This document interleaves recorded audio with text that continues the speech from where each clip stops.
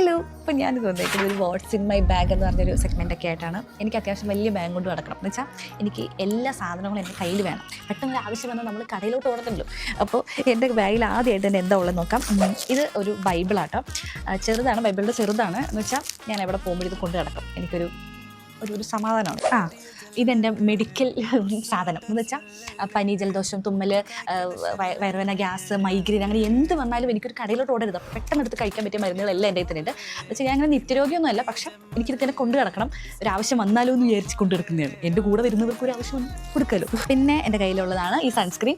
ഇതിൻ്റെ കാര്യം പറഞ്ഞാൽ ഞാൻ ഡെയിലി യൂസ് ചെയ്യുന്നൊരു പ്രൊഡക്റ്റാട്ടോ ഇത് ലാക്മിയുടെ ഡ്രൈ മാറ്റി ഫ്ലൂയിഡ് സൺസ്ക്രീനാണ്. സത്യം പറഞ്ഞാൽ ഇതൊരു അടിപൊളി പ്രൊഡക്റ്റ് ആട്ടോ. അതൊരു വൈറ്റ് കാസ്റ്റ് എന്ന് പറഞ്ഞൊരു സംഭവമില്ല. പിന്നെ നന്നായിട്ട് പെട്ടെന്ന് ബ്ലെൻഡ് ആവും. അതൊരു 5 സെക്കൻഡ് കൊണ്ട് തന്നെ ഇത് അബ്സോർബ് ആവും.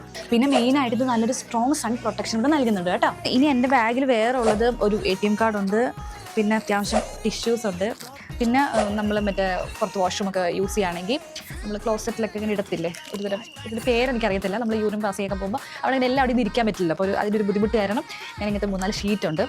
പിന്നെ ഞാനിപ്പോൾ ഈ ഇട്ടിരിക്കുന്ന ഷെയ്ഡ് ലിപ്സ്റ്റിക് ഉണ്ട്. പിന്നെ എൻ്റെ കയ്യിൽ ഒരു കവറുണ്ട്. എന്ന് വെച്ചാൽ നമ്മൾ പുറത്തൊക്കെ പോയി കഴിയുമ്പോൾ പച്ചക്കറി എന്തെങ്കിലുമൊക്കെ മേടിച്ചുകൊണ്ട് വരണമെങ്കിൽ കവർ വേണ്ടേ. നമ്മൾ കവർ 5-10 രൂപ കൊടുത്ത് മേടിക്കേണ്ട ആവശ്യമില്ലല്ലോ. ഞാനൊരു തള്ളവയും ആയിക്കൊണ്ടിരിക്കുകയാണെന്ന് തോന്നുന്നു. അപ്പോൾ അത്രയൊക്കെ ഉള്ളൂ ഈ ബാഗിൽ. ബൈ.